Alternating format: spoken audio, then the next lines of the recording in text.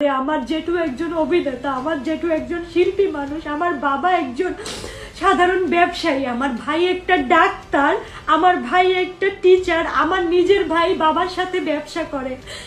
আর হিন্দুরা কি এমন অপরাধ করছে? হিন্দুরা কি এতই খারাপ যে একটা কিছু হইলেই হিন্দুদের উপরে পড়বে? ಬಾಂಗ್ಲಾದಲ್ಲಿ ಉಂಟಾಗಿರೋ ಅರಾಜಕತೆ ಅಲ್ಲಿನ ಅಲ್ಪಸಂಖ್ಯಾತ ಹಿಂದೂಗಳ ಜೀವಕ್ಕೆ ಅಪಾಯ ಉಂಟುಮಾಡಿದೆ. ಇತ್ತೀಚಿನ ಬೆಳವಣಿಗೆಯೊಂದರಲ್ಲಿ ಅಲ್ಲಿನ ಹಿಂದೂ ಮಹಿಳೆಯೊಬ್ಬರು ಸುರಕ್ಷತೆಗಾಗಿ ಅಂಗಲಾಚ್ತಾ ಇರೋ ವಿಡಿಯೋವೊಂದು ಸಖತ್ ವೈರಲ್ ಆಗ್ತಾ ಇದೆ. ಬಾಂಗ್ಲಾದೇಶದ ಅಲ್ಪಸಂಖ್ಯಾತ ಸಮುದಾಯಗಳ ಜೀವನದ ದುಸ್ಥಿತಿ ಮೇಲೆ ಇದು ಬೆಳಕು ಚೆಲ್ಲುತ್ತೆ. ದುಷ್ಕರ್ಮಿಗಳು ತಮ್ಮ ಮನೆಯನ್ನ ಧ್ವಂಸ ಮಾಡಿದ್ದಲ್ಲದೆ ತನ್ನ ಕುಟುಂಬವನ್ನ ಭಾರತಕ್ಕೆ ವಾಪಸ್ ಹೋಗುವಂತ ಒತ್ತಾಯಿಸಿ ಕೊಲೆ ಬೆದರಿಕೆಗಳನ್ನ ಹಾಕ್ತಿದ್ದಾರೆ ಅಂತ ಈ ಮಹಿಳೆ ವಿವರಿಸಿದ್ದಾರೆ. ಘಟನೆಯನ್ನ ವಿವರಿಸೋ ಟೈಮ್ನಲ್ಲಿ ಈ ಮಹಿಳೆ ಅಳ್ತಾ ಇರೋದನ್ನ ನೋಡಬಹುದು. ದುಷ್ಕರ್ಮಿಗಳು ನನ್ನ ಮನೆಯನ್ನ ಧ್ವಂಸ ಮಾಡಿದ್ರು, ನನ್ನ ಕುಟುಂಬಕ್ಕೆ ಹಾಗೆ ನನಗೆ ಕೊಲೆ ಬೆದರಿಕೆಗಳು ಬರ್ತಾ ಇವೆ. ನಾವೆಲ್ಲರೂ ಬಾಂಗ್ಲಾದೇಶವನ್ನ ಬಿಟ್ಟು ಭಾರತಕ್ಕೆ ಓಡ್ ಹೋಗಿ ಅಂತ ಬೆದರಿಕೆ ಹಾಕ್ತಿದ್ದಾರೆ. ಬಾಂಗ್ಲಾದೇಶದ ಪ್ರಜೆ ಅಲ್ವಾ ನಾನು ಇಲ್ಲಿ ವಾಸ ಮಾಡೋದಕ್ಕೆ ಸ್ವತಂತ್ರ ಅಲ್ವಾ? ನನ್ನ ಕುಟುಂಬ ಹಾಗೆ ನಾನು ಭಾರತದಲ್ಲಿ ಆಶ್ರಯವನ್ನ ಯಾಕೆ ಹುಡುಕ್ಬೇಕು? ನಾವು ಹಿಂದೂಗಳು ಅನ್ನೋ ಕಾರಣಕ್ಕಾಗ ಅಂತ ಮಹಿಳೆ ದುಃಖ ತಪ್ತಳಾಗಿ ಕಣ್ಣೀರಾಗ್ತಿದ್ದಾರೆ. ಪ್ರಧಾನಿ ಶೇಖ್ ಹಸೀನಾ ಅವರ ರಾಜೀನಾಮೆ ನಂತರ ಉಂಟಾಗಿರೋ ರಾಜಕೀಯ ಅಸ್ಥಿರತೆಯನ್ನ ಇಸ್ಲಾಮಿಕ್ ಉಗ್ರಗಾಮಿಗಳು ಬಳಸಿಕೊಳ್ತಾ ಇದ್ದಾರೆ. ಬಾಂಗ್ಲಾದೇಶ ಪ್ರಸ್ತುತ ಪ್ರಕ್ಷುಬ್ಧತೆಯಲ್ಲಿ ಮುಳುಗಿ ಹೋಗಿದೆ. ಉಗ್ರಗಾಮಿ ಗುಂಪುಗಳು ಹಿಂದೂ ಅಲ್ಪಸಂಖ್ಯಾತರ ಮೇಲೆ ದಾಳಿ ನಡೆಸ್ತಾ ಇವೆ. ಮನೆಗಳನ್ನ ಸುಡೋದು, ಮಹಿಳೆಯರನ್ನ ಕಿಡ್ನಾಪ್ ಮಾಡೋದು, ವ್ಯಾಪಕವಾದ ಹಿಂಸಾಚಾರವನ್ನ ಮಾಡ್ತಾ ವಿಕೃತಿ ಮೆರಿತಾ ಇದ್ದಾರೆ. ಗಲಭೆ ಪೀಡಿತ ಪ್ರದೇಶಗಳ ಪ್ರತ್ಯಕ್ಷದರ್ಶಿ ವರದಿಗಳು ಹಾಗೆ ವಿಡಿಯೋಗಳನ್ನ ನೋಡಿದ್ರೆ ನಿಜಕ್ಕೂ ಶಾಕ್ ಆಗುತ್ತೆ. ಇಸ್ಕಾನ್ ಹಾಗೆ ಕಾಳಿ ದೇವಾಲಯ ಸೇರಿದ ಹಾಗೆ ಹಿಂದೂ ಮನೆಗಳು, ದೇವಾಲಯಗಳನ್ನ ಟಾರ್ಗೆಟ್ ಮಾಡಿ ಧ್ವಂಸ ಮಾಡಿ ಲೂಟಿ ಮಾಡ್ತಿದ್ದಾರೆ. ಅಲ್ಲೆಲ್ಲ ಬೆಂಕಿ ಇಡ್ತಿದ್ದಾರೆ. ಮಹಿಳೆಯರನ್ನ ಕಿಡ್ನಾಪ್ ಮಾಡಿ ಅಜ್ಞಾತ ಸ್ಥಳಗಳಿಗೆ ಕರೆದುಕೊಂಡು ಹೋಗ್ತಾ ಇದ್ದಾರೆ ಅಂತ ಕೆಲವರು ಹೇಳ್ತಿದ್ದಾರೆ. ಹಿಂಸಾಚಾರವಂತೂ ಭಾನುವಾರ ಭೀಕರವಾಗಿತ್ತು.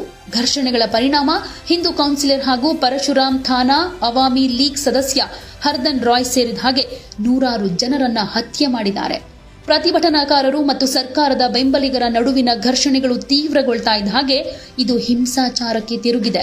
ಹೆಚ್ಚುತ್ತಾ ಇರೋ ಹಿಂಸಾಚಾರವನ್ನ ಅಂತಾರಾಷ್ಟ್ರೀಯ ಮಾನವ ಹಕ್ಕುಗಳ ಸಂಘಟನೆಗಳು ಖಂಡಿಸ್ತಾ ಇವೆ. ಹಿಂದೂ ಅಲ್ಪಸಂಖ್ಯಾತರನ್ನ ರಕ್ಷಣೆ ಮಾಡೋದಕ್ಕೆ ತಕ್ಷಣದ ಕ್ರಮವನ್ನ ಒತ್ತಾಯಿಸ್ತಾ ಇವೆ. ಇಷ್ಟಾದ್ರೂ ಬಾಂಗ್ಲಾದೇಶದ ಅಧಿಕಾರಿಗಳು ಬಿಕ್ಕಟ್ಟನ್ನ ಪರಿಹರಿಸೋದಕ್ಕೆ ಹರಸಾಹಸ ಪಡ್ತಿದ್ದಾರೆ.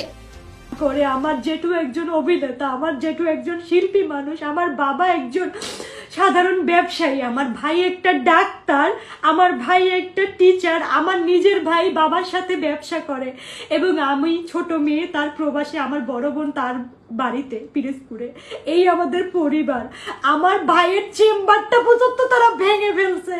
সে একজন ডাক্তার, সে তো কারো দল করে না।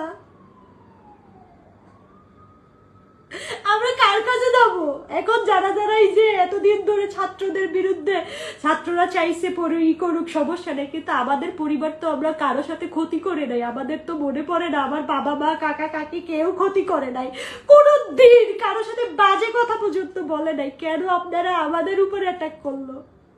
এতদিন তো পোস্ট দেখতাম, সবার পোস্ট দেখতাম, কিন্তু সেই পোস্ট আজকে নিজে করতে হবে আমি কখনো ভাবি নাই। বিশ্বাস করেন, যখন শুনি আমার পরিবারে এরকম হয়েছে, আমার পরিবারকে তারা মারার জন্য খুঁজতেছে।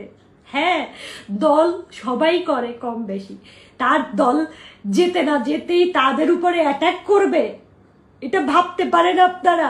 বাবা যায়, আপনারা দল তো গেছে। আমি মনে করি দল মত কোনো কিছুর দরকার নাই।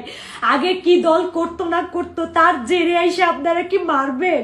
এটা কি আপনাদের এই স্বাধীনতায় স্বাধীন হয়েছেন? যারা পোস্ট করতেছেন ছাত্ররা, এটা কি স্বাধীন বলে? আমারে বলবেন তো। আমি বিশ্বাস করেন, আমি এতটা পরিমাণে ভাবি নাই দল যে করতে পারে। ছাত্রদের আন্দোলন যে আজকে পরিবারে গিয়ে পড়বে, এটা কি দেখবে না? কেউ দেখবে না। আমার বাবা দল করতে আমি মানি, তার মানে এই না যে শুধু আমার পরিবার কি, আমি হিন্দু কই, মুসলিমও তো আরেকটা দল করে, সে কি শুধু অন্য দল করে? তাদের ঘর কি ভাঙছে? শুধু আমার এলাকায় আমার ঘরটাই কেন ভাঙলো? কি কারণে?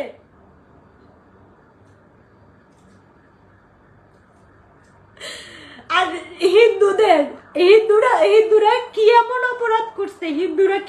হিন্দুরা কি এতই খারাপ যে একটা কিছু হইলেই হিন্দুদের উপরে পড়বে?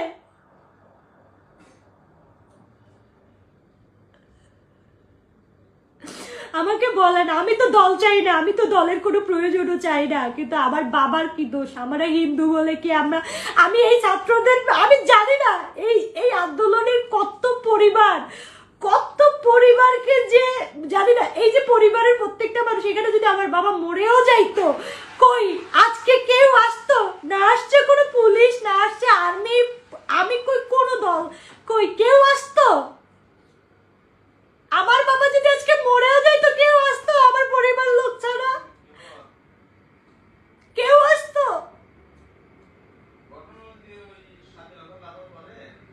আমার বাবাকে যে মারছে একটা মানুষ, একটু ছাত্র করছে, ছাত্ররা এখন কোথায় গেছে? কেন? যদি এটা স্বাধীন হয়ে থাকে, আমাদের ঘরে কেন আঘাত আনবে? আমার বাবা কোনো একটা দল করতো, সেই কারণে আঘাত আনছে?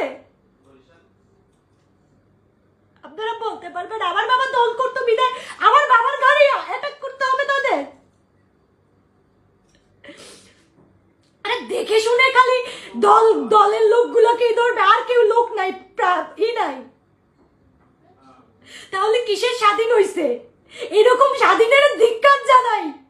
এরকম স্বাধীনতার দরকার নাই, এরকম স্টুডেন্টদের দরকার নাই যে স্টুডেন্ট হিন্দুদের জন্য কাল হয়ে দাঁড়ায়।